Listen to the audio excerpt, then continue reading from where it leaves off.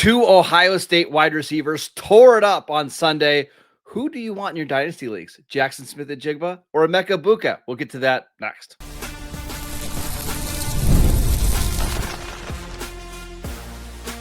You are Locked On Dynasty Football, part of the Locked On Podcast Network. Your team every day.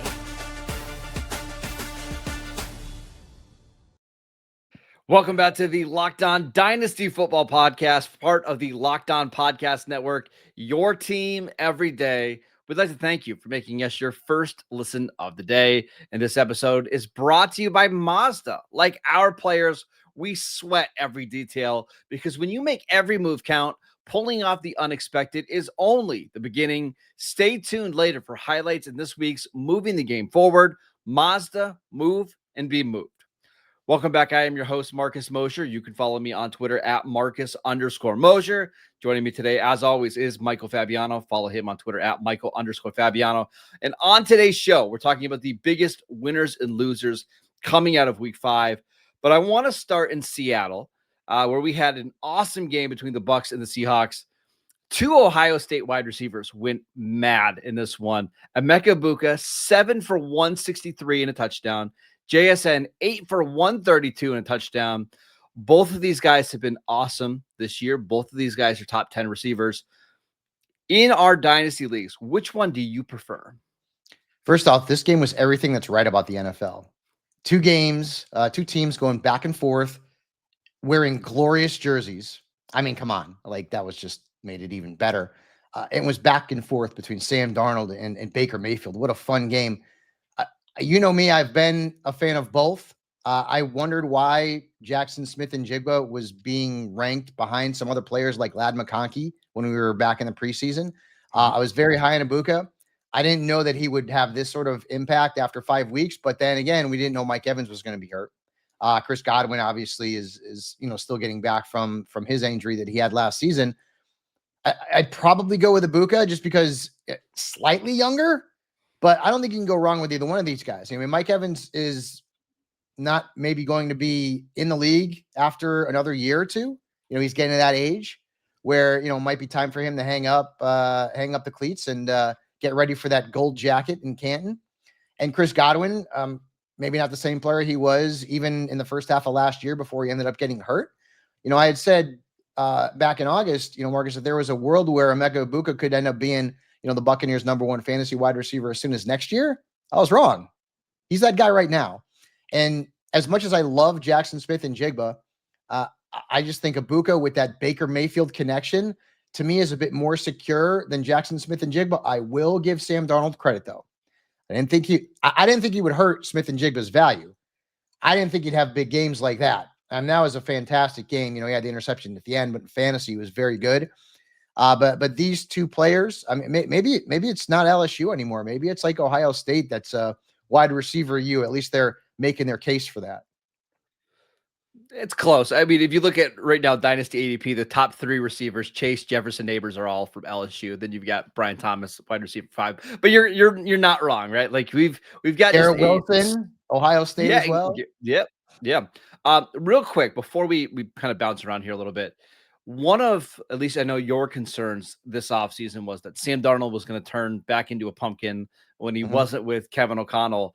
And again, we're only through 5 games, and I know he threw the interception right at the end, but I'm not going to blame him too much for that. 28 of 34 for 341 yards and 4 touchdowns. Like Sam Darnold he's just a good quarterback. I think it's time to kind of get over the stigma of what the Jets and the Panthers did to him. Like, I just think he's a legitimately good quarterback now. I mean, in fantasy, he has taken a step back, though. I mean, last year he was a top 10 quarterback. I don't know that he's going to be a top 10 quarterback. Mean for like a real life person. But in terms of real football, I'll give him credit. Yes. After 5 weeks, he's played very well. To be quite honest with you, I have Jalen Milroe in some dynasty leagues, and I'm like, I guess I'm not going to see him this season, or maybe even next season if Darnold keeps playing that well. But going back to the wide receivers, Jaxon Smith-Njigba right now is on pace to score 335 fantasy points. That's 80 more than he had last year when he was a wide receiver 9. Emeka Egbuka is on pace for 349 fantasy points. You know where that ranked last season? 2. Pretty high. Yeah. Behind Jamar Chase. And he's a rookie. So phenomenal numbers from both of these players. And the quarterback play is certainly not hurting them. Baker, who I got to be honest with you, he's become one of my favorite players in the NFL to watch. And Sam Darnold played at a very high level over the weekend. So again, just to be clear, you would take Egbuka slightly over JSN, but I think Right? you're putting Yes. both these Same tier, man. I mean, okay. They're pushing up. They're not. And again, we're talking dynasty. They're not Justin Jefferson. They're not Jamar Chase. But the elevator is moving up into that elite level. Well, let's go through it because I think this is an important exercise. So right now, JSN is wide receiver 10. That's what it was going into the month of September. You just said that you take Egbuka. Drake London, wide receiver 9. Yeah, I'd still rather have Drake London. I still am a fan of Drake London. I would take both JSN and Egbuka over London. And you know how much I love London. Nico Collins, who actually had a really good day against Baltimore. Are you taking either JSN or Egbuka over him? Both. Okay. So we're rating that wide receiver 8, right? Puka, I'm going to assume no. Amon-Ra St. Brown, I'm going to assume no. Brian Thomas Jr.? Is that a serious question? Okay. Yes. Well, I got one. I do want to ask you about. Yeah. What about CeeDee Lamb? Now, you and I, Cowboy fans, we both love CeeDee Lamb. This is not a shot at CeeDee Lamb at all, but CeeDee Lamb is a few years older. In the case of Egbuka, 4 years older. I'm going to assume you're going to do a default to Lamb, but what do you think here? The conversation can be had. This conversation would have been silly 5 weeks ago. I still would take CeeDee Lamb, but as I mentioned, the elevator is it's pushing on up to the elite level. It's not there yet for both of these guys, but it's getting there. I think if you were to see like an Egbuka and a second round pick for CeeDee Lamb in a dynasty league, you wouldn't be like calling your commissioner to veto the trade, right? Like I think that's the point. Far worse trade offers than that, my friend. And I think that's the point. You and I would both take CeeDee, but the fact that JSN and Egbuka are at least in the conversation now, and again, we're not ranking them ahead of him yet, shows you how valuable these receivers are. And maybe it's just there's this big tier of Puka and Amon-Ra and CeeDee and Jefferson and Chase and JSN and Egbuka. I mean, just whoever you take, you're going to be happy with. And if you can get multiple guys in that tier, you're probably going to do pretty well in your leagues. Yeah, it's funny because, we've been talking about a lot of this season, how the wide receivers have disappointed us so much. You talk about Brian Thomas Jr. and all the injuries that we've seen. A.J. Brown's been an abject disaster outside of one game. But on the flip side, we're also seeing some good young wide receivers emerge. And maybe good is not even the word to use, great. And these two wide receivers are in that conversation. I do want to mention one other Ohio State receiver, Garrett Wilson, 6 catches, 71 yards and a touchdown. And as we said on Friday's show with like Justin Fields, don't watch this game because it's not going to be pretty, right? And a lot of it's going to come in the second half. And almost all of their production, Justin Fields and Garrett Wilson's production, came in the final 20 minutes of the game. Garbage time, baby. We love it. We love it. But I got to be honest with you. I was shocked when Justin Fields' stat line was as bad as it was in the first half. And I'm like, you got to be kidding me. At the end of the day, he was right as rain. Yeah, there you go. Garrett Wilson, not quite on that tier of Egbuka and JSN just because of the quarterback play, but still hey, Marcus, a very good asset. Yeah. Can we mention one more? Mason Taylor with another good game. It's 2 in a row now. Mason Taylor had a lot of targets in that game yesterday. I get it. A lot of it's garbage time, but he's becoming that second option in the passing game for the Jets. All right, let's talk about some NFC East running backs because Javonte Williams looked great again. Bill Croskey-Merritt for the Commanders was fantastic. But what about that guy over in Philadelphia? We will get to that next.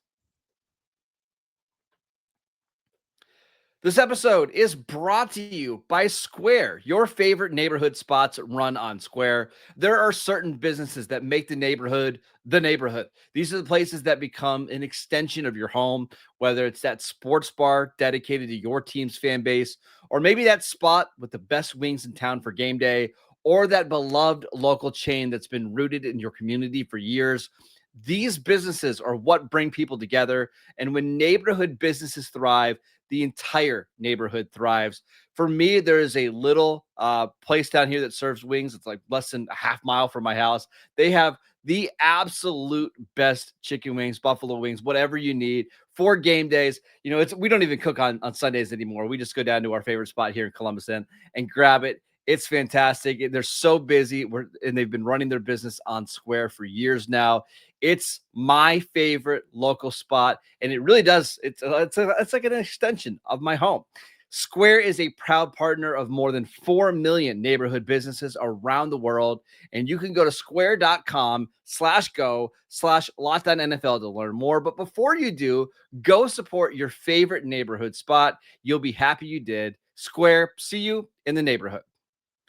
This episode is brought to you by Mazda's moving the game forward for those who believe it's not just about playing the game, it's about redefining it.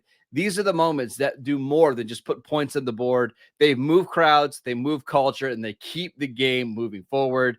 And this week's moment that moved the game forward is Javonte Williams' 66-yard rush to set up a touchdown on the next play. Cowboys were just trying to run out the clock before halftime, and Javonte Williams busted out a huge run. You saw all that athleticism that he had in North Carolina. He keeps the Cowboys moving forward now that they've got a really, really strong run game. So he is our Mazda Player of the Week this week. And when you follow what moves you, the unexpected is only the beginning. And just like there's more to every highlight, there's more to a Mazda vehicle. Mazda, move and be moved. Welcome back to the Locked On Dynasty Football Podcast. We'd like to thank you for making us your first listen of the day. You are wearing a Cowboys jersey, so we might as well start with the Cowboys here. Javonte Williams, 16 carries for 100. Go ahead. It's 33. It's Tony Dorsett, nice. Which annoys me that anyone else can wear this number, but go ahead. Javonte's looking pretty good at it right now. I 16 carries, 135 yards, and a touchdown. Did catch one pass for 4 yards and a touchdown. I mean, Fabs, he's been unbelievable this year. I mean, honestly, he's going to probably end up being a league winner. He is. And again, maybe my ire for Jera blinded me to Javonte Williams. Well, it was probably a little bit of that. And plus, Williams over the last couple of years has not really been that good. Brother, he's on pace for over 1,500 rushing yards. He's on pace for 352 fantasy points. His previous career high was 205. And that was in his rookie year with Denver. Rico Dowdle, hey, next week we may see Rico against Javonte Williams in Carolina. That would be amazing if Chuba Hubbard doesn't play again. And Rico was bananas yesterday. I am shocked that he's been this good. I thought that Javonte Williams could bring you RB2 value at the highest end this year. He's the RB3 right now. Not an RB3, the RB3. And the best fantasy running back in the NFC East. Insane. So you're right. I mean, he's been unbelievable. He's averaging 5.7 yards per carry. We should mention, if you didn't watch the Cowboys-Jets game, the Cowboys were without 4 starting offensive linemen, their left tackle, their left guard, their center, their right guard, and it didn't matter. Javonte was awesome. From a dynasty perspective here, Williams signed a 1-year deal with the Cowboys this offseason. I think it was for $3.5 million. How are you valuing him going forward, knowing that, I mean, he's not necessarily the youngest running back. I think he's 25. And, he could potentially move on after this year. Where are you putting him in your ranks? He's got, 25 is not an old man for a running back, and he hasn't allowed a ton of work in the NFL because of the injury. And then because he was sharing the workload over the first few years. You remember back to, Melvin Gordon. Here's the thing. Why would he leave? And the Cowboys are not going to have to pay him an exorbitant amount of money to stay. He's having a career year, although Jerry's an idiot and, maybe he'll overpay. I don't know. Well, I mean, but I guess you could say the same thing for like Rico Dowdle last year, who Dowdle had 1,000 rushing yards and didn't start the first 2 months of the year. Javonte is on pace to have a way bigger year. Like we're talking about 1,500 yards, 58 catches. We're talking about 1,800 scrimmage yards. He's on pace for 20 touchdowns. Now, I don't know if that pace is going to continue. It probably won't. But like his numbers are exceptional. Rico's were good. And so my hope is in Dynasty that like he sticks and that the Cowboys made a good move and they brought him in on a 1-year prove it deal and they keep him around rather than use draft capital on a running back because they got a lot of other needs like a pass rusher. So I feel better about Williams if he continues to pursue this level, because he's still not going to get, an exorbitant amount of money as a free agent. And maybe he just sees, hey, look at the success I had in Dallas in this system under Brian Schottenheimer. Maybe a good idea for me to stick around. He'll certainly get an increase in pay, but nothing would surprise me. But do the Cowboys really want to part ways with him if he continues to play at this high a level? I don't know that I'd make that decision. Let's talk about another running back in the NFC East. Jacory Croskey-Merritt, Bill, led the Commanders in carries, 14 carries for 111 yards and 2 touchdowns. We should also mention the only other running backs to get carries: Chris Rodriguez, 5 for 7, Jeremy McNichols, 1 for 6. Croskey-Merritt also earned 2 targets, 2 catches for 40 yards. It's crazy that we're here, but he's the best running back on this roster. His dynasty ADP going into September was RB29, and there's no way you're getting him at that price right now. Yeah, not anymore. Maybe it took a little bit of time. It took 4 weeks, but he finally played more snaps than Rodriguez, and that was big. Rodriguez and McNichols played 15 snaps apiece, and the preseason hype was bananas. After they traded away Brian Robinson, I didn't particularly love the matchup this week, but the Chargers defense did not play well, and it was a positive game script for the Commanders, so they could run the football, and they did. It wasn't like he had 25 touches in this game, but he had enough opportunities to find the end zone a couple of times and show the type of skills that the Commanders saw and felt comfortable enough to trade away Brian Robinson. So certainly a 180 for Croskey-Merritt, because to that point he had really not done much. But the fact that he got the start and he led the team in backfield snaps, that's a good sign, Marcus. And he looked good. Like, that's the other thing. He just did. looked really good in this game. On the year, he's at 283 yards, 4 touchdowns, averaging 6.6 yards per carry. Yeah. I don't think you can treat him as an RB1, obviously, or anything like that. I think he's still a RB2 that's going to be pretty high variance, just depending on the game script and depending how they're using him. But a lot of times what we see from these rookie running backs is they're in these committees kind of in the first couple months of the season. And as they gain the trust of the coaching staff, that's when we start to see the touches go way up. I don't know if he'll ever be a guy that's getting 23, 24 touches a game, but could he be like consistently 16 touches? I think so. Yeah. And in an offense like this, that's all you want. Yeah, I agree with you. I mean, I don't think he's going to be, a 20 touch guy. I don't know that he'll ever be a 20 touch guy in this league, but based on his explosiveness, his fantasy points per touch average, and that yards per carry average, which is really phenomenal, I'd take 15 to 17 touches a week from Croskey-Merritt, and I would run with it, and I'd love it. All right, one more running back from the NFC East. Let's talk about Saquon Barkley, who I don't know if you saw this stat. Saquon Barkley did not get a single carry in the second half in the Broncos-Eagles game. And the Eagles were up 17-3 going into the fourth quarter. Did not get a single carry. Finished the game with 6 carries for 30 yards.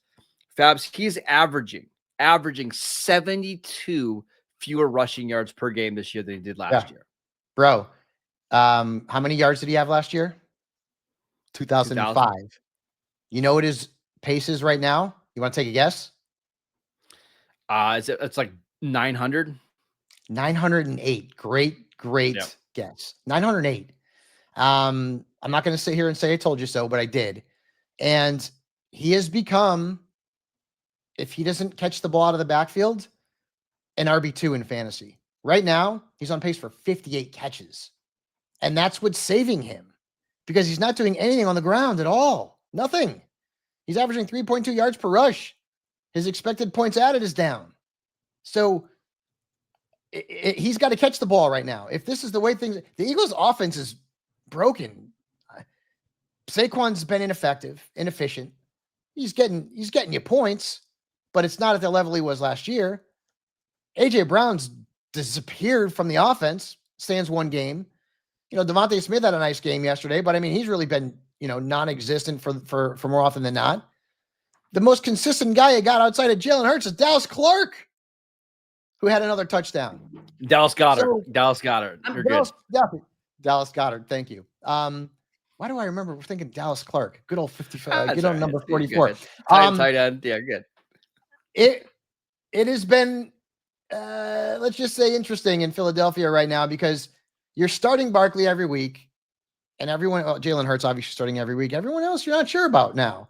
And if you did draft Saquon high in a startup, or if you have him in Dynasty, like I told you, man, I would be taking offers. I would have been taking offers before the season started because the collapse is 5 weeks in and at 3.2 yards per carry and on pace to rush for over 1,000 fewer yards than he had last year. You have to be concerned. All right, let's talk about some other losers coming out of week 5, including a running back in New England. We will get to that next. This episode is brought to you by FanDuel. The NFL season is here, and FanDuel has an offer that you don't want to miss. Right now, new customers can bet just $5 and get $300 in bonus bets if you win. That's right, just pick a bet, put down $5, and if it hits, you'll unlock $300 in bonus bets to use across the app. I love how FanDuel gives you so many different ways to play. Like, I love doing money line parlays, like on a Sunday morning, pick 2 or 3 teams that you think are going to win, put them together in a parlay for a bigger payout. I also love the futures market. Like, I've been looking all day at who I think are going to win these divisions. Like, I can't believe the Ravens are still favored to win the AFC North, despite being 1-4. They're going to be 1-5 after next week. Go put some money on Pittsburgh. They're going to win this division. Don't you worry. It makes watching football on Sundays so much more exciting when you've got a little bit of action on the games. And whether you're a casual fan or you love diving into the stats, FanDuel makes the game day experience so much better. So what are you waiting for? Visit FanDuel.com to download the FanDuel app today and get started. Welcome back to the Locked On Dynasty Football Podcast. We'd like to thank you for making us your first listen of the day. For your second listen, check out the Locked On NFL Podcast. 2 shows every single day. 1 in the morning with Tyler Rowland, 1 in the afternoon with Tony Wiggins, available wherever you get your podcasts. All right, let's talk about some Dynasty losers coming out of week 5. Who do you got? You teased it, in the previous segment. TreVeon Henderson. Now, here's the good thing. He played 30 snaps against the Bills. That was 1 fewer than Ramondre Stevenson, who lost another fumble. But even after Stevenson fumbled, he was still the guy in the red zone. He scored 2 touchdowns. TreVeon Henderson had 4.7 points.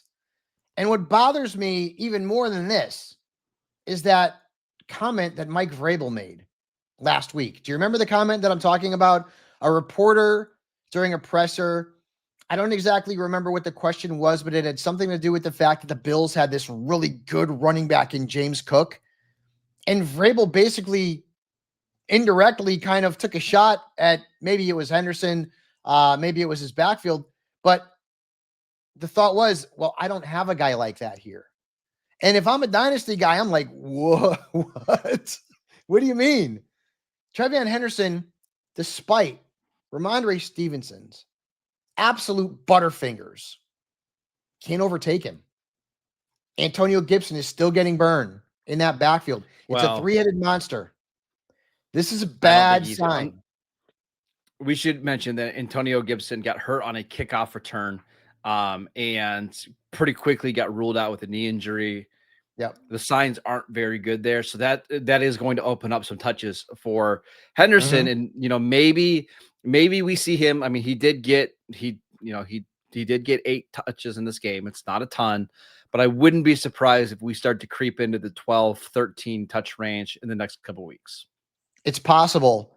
I'm just shocked that, again, TreVeon Henderson is now the poster child for a while. The preseason has been nothing in fantasy football. It means nothing. Remember that for the rest of your life as a fantasy football manager and a dynasty manager. This guy was being drafted so high, and the fact that he can't outscore and usurp a fumble-prone running back is not a great sign. And maybe this will happen as we get closer to the midseason point and into the second half. The Patriots are a contender. They went into Buffalo and beat the Bills, who were wearing those awful white jerseys. I mean, put those things in a closet and lock the damn door. Those were ugly as hell. Nice. Oh, they were terrible. I hated them. And come on, you know me. I'm the uniform expert around here, or at least self-proclaimed. I don't like that Henderson is not overtaken Stevenson, considering Stevenson's proneness to fumbling the football. Any other dynasty losers from week 5? Yeah, I mean, certainly Chase Brown. I mean, guys, in the last 4 weeks, he's the RB34. Obviously no Joe Burrow. He's averaging 15 touches a game, which is not terrible, but he's averaging 41 total yards and 9.1 points in the last 4 weeks. Thank goodness Jamar Chase finally had a good game. But that's all in the second half. All when the game was second half because they were behind, and that's my concern. Jamar is going to have 3 games in a row with 5 to 8 points, 10 points, 12 points. Then he's going to go off. And then it's going to be back to having bad games. That's what I'm worried about with Jamar Chase, is the lack of consistency that he showed brilliantly had last year with Burrow. And then the other player, and he was already a declining asset going into the season, but Derrick Henry, he's the RB23 going into tonight's game.